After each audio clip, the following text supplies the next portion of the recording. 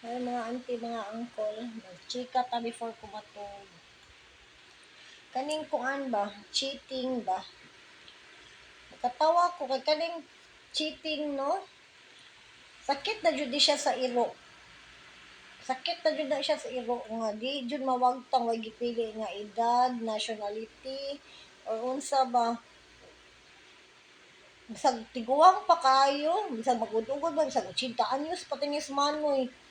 Mangitag batan-on kay mo cheat gihapon. So sakit na jud na siya sa iro kanang cheat. Nakatawa lang ko ba kay namiga lang jud gihapon. Bigaong amo sa bana ang tawag nimo anak. Namiga jud gihapon ang iro nga ana. Di na jud na wa jud ko ana na wa jud makatambal. Sakit na jud na siya nga di matambalan. So mao jud na mga anting mga angkol kung so mo ngita mo partner in life, if you're looking for a partner in life, just make sure that he's not a cheater, because once a cheater is always a cheater. Once a cheater is always a repeater. Cycle na dyan na niya. Nana dyan na. Sakit na dyan na niya. Sakit na dyan na sa iro. Nga di mawagtang sa iyang system. So, just stay away from those type of men. And just to avoid yourself from breaking your heart. Diba? Or ka masakitan, careful lang jud ka. Masakpan na ginanin ko sa na lang na i-tolerate. Kaya you suffer what you tolerate. So, just make sure that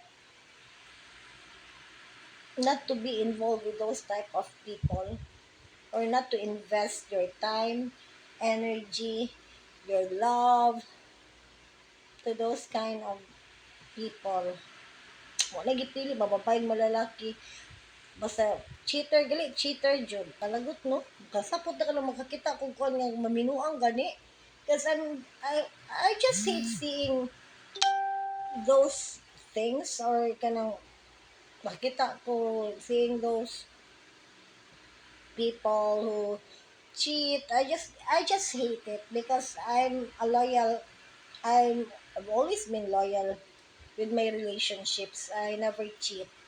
And but I do match your energy. Keep that in mind. So I never cheat in a relationship. That's why makalagot magsaputon jud ko makakita ko mga ingana. Because I've always been loyal. Grabe. If I'm in a relationship, I'm a one-man woman. So once a cheater is always a repeater. Palayo na lang mo ana una. Mao na ng mga sakit sa mga iro, madili matambalan. Cause mga auntie, mga sa puton ko ana ka na makita ko ganang mga cheating issues, something like that sa Facebook, because I don't live when things get messy in a relationship. If we're broke, if we don't have money, I make sure to it that I stayed in a relationship. Kasi unsa kalisod, I never cheat on, I never cheated. That's why I really hate seeing those things. And because I don't live in a relationship because of another man. I left because I feel disrespected.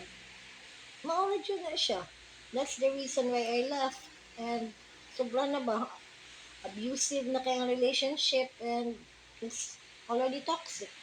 Mati na. That's the reason that I never leave a relationship because of another man. So, mauna. That's why it really, I don't know, say tawag ana, saputon jud ko. Makatupas. Kalagot. Mauna na siya mga auntie. Mauna. Sige na lang. But it's still fine because, I mean, I know those people who are loyal, who has a good heart. There's always someone out there who will see your worth and who will value you. In time, di ba? Who knows? Time will come that we can find someone that matches our energy. So just trust in him. Trust in Him with all your heart and lean not on your own understanding. In all ways, submit to Him, and He will make your path straight. That's my favorite Bible verse. So I always hold on to that.